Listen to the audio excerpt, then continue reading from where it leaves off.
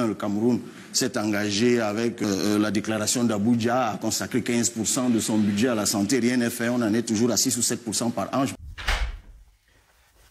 Chaque fois que vous me verrez communiquer avec cette tenue rouge, c'est qu'il y a danger. C'est que le pays est en danger. Et le pays est vraiment en danger. Aujourd'hui, nous allons parler de l'intervention du candidat à l'élection présidentielle d'octobre 2025, l'honorable Cabral Libby. Son intervention hier dans le média Canal 2, où il a déroulé son programme et il a défendu son programme. Et nous parlerons une fois de plus du volet santé. Je vais vous démontrer que le candidat Cabral Libby n'a pas la maîtrise de certains dossiers. Et les dossiers médicaux, chaque fois qu'il a parlé de la médecine, il s'est fourvoyé. Il s'est fourvoyé avec son approche sur la vision, la médecine qu'il veut pour que demain, le Cameroun soit un pays où les populations camerounaises vont se soigner décemment, correctement, sans être obligées d'être évacuées. Il a donc donné certaines informations fausses sur le budget du Cameroun, l'implication du Cameroun dans l'offre de soins de santé. Et avec la variable qu'on appelle the health expenditure, les dépenses en santé publique d'un pays.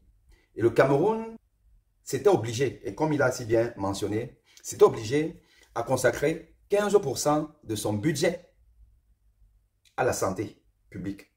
15%. Ça, c'est les accords d'Abuja. En 2001, les chefs d'État africains se sont réunis à Abuja et ont pondu une déclaration pour consacrer donc ce montant à 15% aux soins de santé pour que le slogan Santé pour tous à l'an 2000, qui a échoué, et le constat a été fait justement en 2000, le constat a été fait que le slogan lancé dans les années 70 pour que chaque citoyen africain puisse bénéficier des soins de santé primaires afin de réduire au maximum la mortalité prématurée. Et ceci n'a pas été atteint. Et en 2001, dans une réunion à Abuja, ils ont donc pondu cette déclaration qui a été consacrée comme la déclaration d'Abuja pour que chaque pays alloue 15% de son PIB à la santé. Qu'en est-il du Cameroun? Écoutez ce que M. Cabral Libby nous dit et nous reviendrons par des commentaires.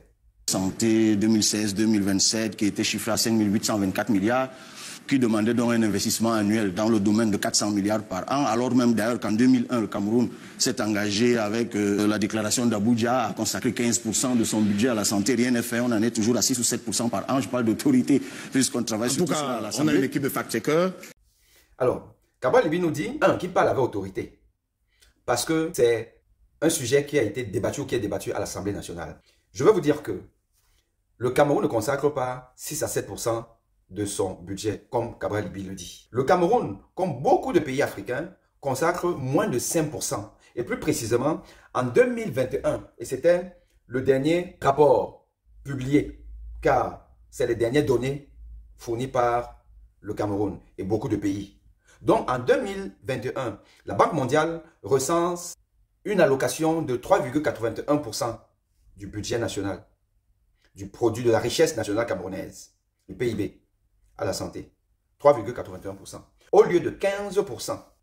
Et d'ailleurs, nous tous nous savons que de 2021 à 2025, le Cameroun n'a pas progressé. Le Cameroun n'est pas devenu un peu plus riche. Au contraire, on nous a parlé de la guerre du Nozo, on nous a parlé de Boko Haram qui prend tout l'argent du Cameroun. Bon, la Covid est passée par là. Et donc, logiquement, le Cameroun aujourd'hui est à moins de 3,5%.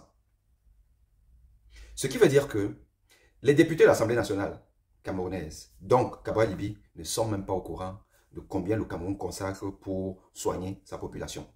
Ce n'est pas 6 à 7%, comme il a dit, mais c'est plutôt moins de 3,8%. Parce qu'en 2021, c'était 3,8%. Aujourd'hui, on est au mieux à 3,5%. Et la différence, elle est fondamentale. Parce que 6% ou 7% versus 3,5%, c'est le double du budget. Imaginez le Cameroun en train de doubler le financement de sa santé. Ça se chiffre en milliards. On aurait fait beaucoup de choses avec.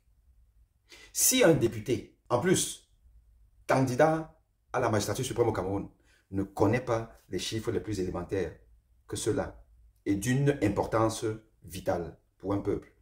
Imaginez donc les autres domaines.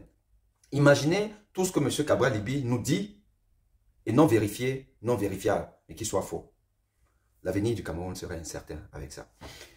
Mon deuxième commentaire, c'est que le journaliste a bien dit, t'inquiète, il y a le fact-checking. Canal 2 a donc recruté des spécialistes du fact-checking pour s'assurer que les chiffres énoncés par les hommes politiques, et il n'est pas le seul, hein, je peux vous dire, dans le monde entier, les hommes politiques savent parfois tordre le cou à la vérité. Et les fact-checkers sont là donc pour rétablir la vérité, mais ça n'a pas été fait. Le fact-checking de Canal 2 n'a pas pu mettre en évidence cette déclaration fallacieuse du futur candidat à l'élection présidentielle au Cameroun, donc peut-être futur président. Or, la santé avec l'éducation et l'économie sont les trois volets majeurs pour le bonheur des populations. C'est les trois variables impliquées dans l'appréciation de l'indice de bonheur qu'on appelle l'indice de développement humain. Human Development Index. C'est dire si la santé est importante.